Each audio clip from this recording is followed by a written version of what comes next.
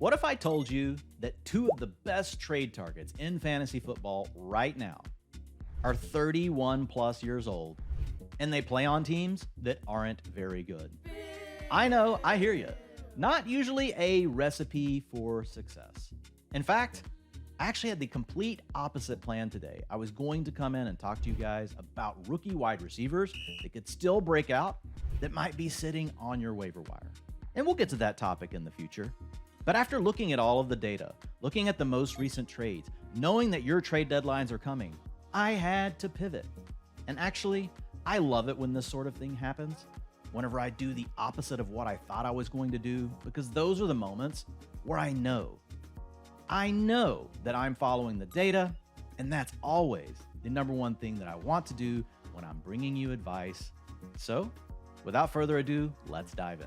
So one of the easiest ways to do this is to really dig into the utilization data, which for wide receivers, we know it ties to talent because earning targets is what? It is a skill. But you guys can check this all out over at fantasylife.com for free. Just go to utilization, then click on game log, then you choose the team you want, in this case, the Panthers, and we select wide receiver. And we can see over the last 3 games, Adam Thielen is still earning targets. 37% target share, 17% target share, 27%.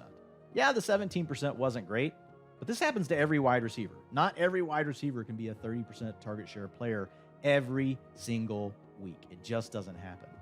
The other thing that we can see is if we look at just the raw targets, they're still nice. But the biggest thing that's changed is just the average depth of target over the last few games, and that's something that can really fluctuate. It's a little bit lower, so he's lost some of his air yards.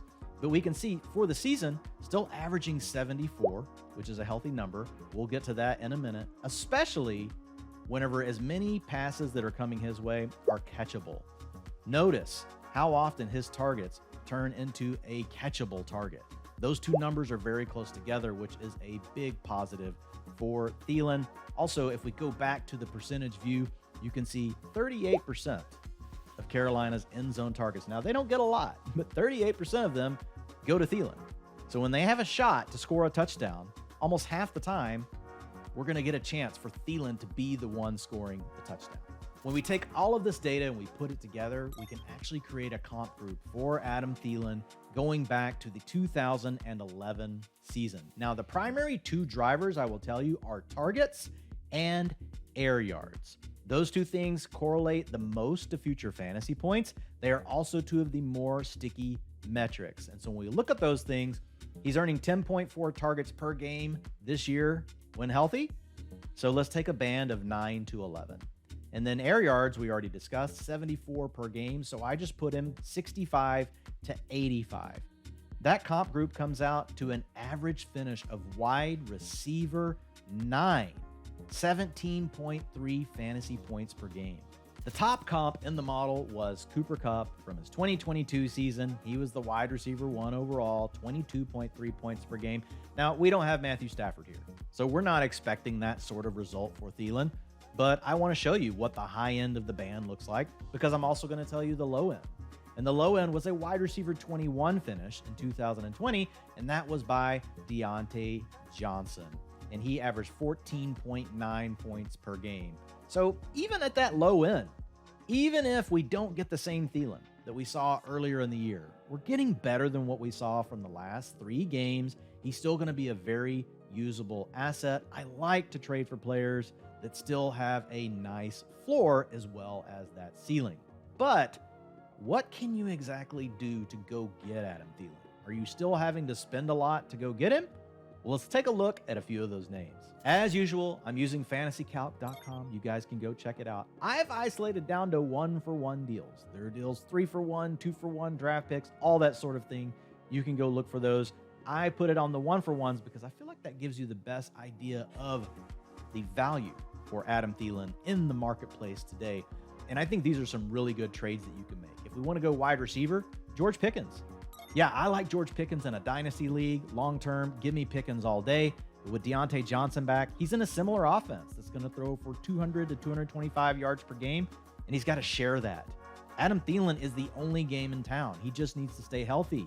Pickens needs Deontay Johnson to get hurt to unlock his value. Okay, the next name, Najee Harris. Scored a touchdown last weekend, but I don't really care. He's only getting half of the work. Jaylen Warren is really on the rise. Najee is trending down. This is a situation that I want to get out from under. So give me Adam Thielen over Najee Harris. Gus Edwards. Yeah, he's been scoring touchdowns, but this is a three-way split, and Keaton Mitchell's going to continue to get more work. Gus is very touchdown dependent. He would have killed you a couple of the games that we've seen here recently if he didn't get the touchdowns. Now, that's been his role, so we know he's going to score some of them, but Gus Edwards is a very movable asset, in my opinion, especially if you need a wide receiver. For the next player, we've got to travel a little bit back inland, but not too far. Just down the highway to the city of Nashville, we've got the Tennessee Titans, and we've got another rookie quarterback, Will Levis. We've got another passing game.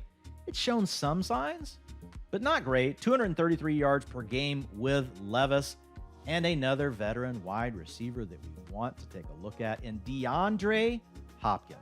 For the season, Hopkins is the wide receiver 31, averaging 12.9 points per game. But he has started to warm up over the last 3 games with Will Levis. He had that huge wide receiver 2 finish 3 weeks ago, then a wide receiver 22 mark. And last week, though, he fell off to wide receiver 48. Over the last 3 games, he's averaging 17.3 points per game. But fantasy managers are still very willing to move on from him. Before we dive into some of the most recent trades, we've got to take a look at the underlying data, though, to determine how much do we really like DeAndre Hopkins. And when we take a look at the utilization, it's been really strong for Hopkins with Will Levis under center. He's had 5 targets, 11, and then 9, averaging 8.3 with Levis and a 25% target share. Now that part's not really anything new. Hopkins has been earning targets at a high rate all season. He's a top 12 target earner even at the age of 31 from a target share perspective. But another thing that's happened with Will Levis, the Titans are running more plays per game. Their low over the last 3 with him under center is 59. They got to that number only twice before Levis became the starter. So that's another positive. But the biggest thing here for DeAndre Hopkins, it's the air yards. We've seen his average depth of target explode with Levis chunking the ball down the field. We've got 120, 156, and 188 for an average of 155 air yards per game. That's going to come down some, but there's plenty of cushion. 41% of the team's air yards have gone through Hopkins. And then lastly, we can take a look at the targets in the end zone. And while the raw numbers are really good, when we take a look at the percentages, it's over 50%. Over 50%.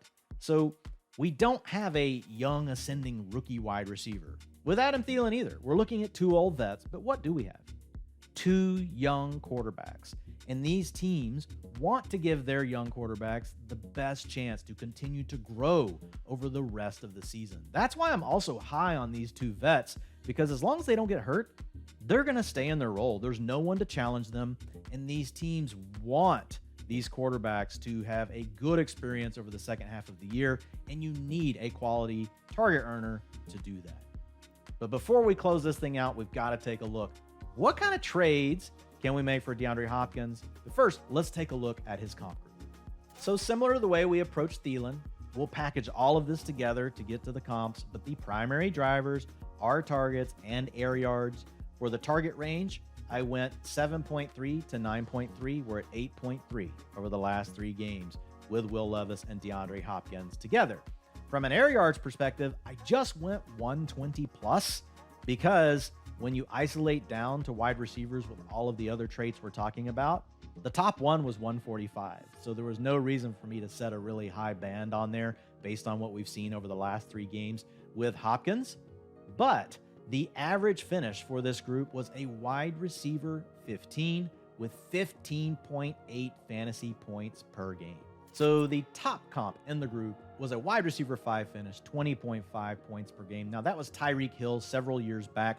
We don't think that DeAndre Hopkins is Tyreek Hill in his prime, but it does serve as a reminder that the way Hopkins is getting used right now is more in the vein of when Hill was that deep threat. Hopkins is not just a possession receiver in this offense. He's pushing the field vertically. And then when we take a look at the low-end comp, it was a wide receiver 40 finish.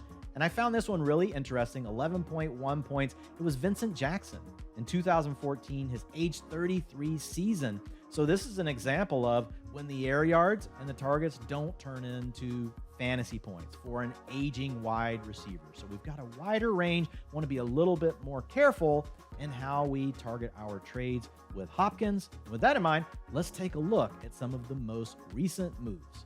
So the first name that I'm willing to trade away to get DeAndre Hopkins, I never thought I would say, but right now for this season I would. It's Calvin Ridley.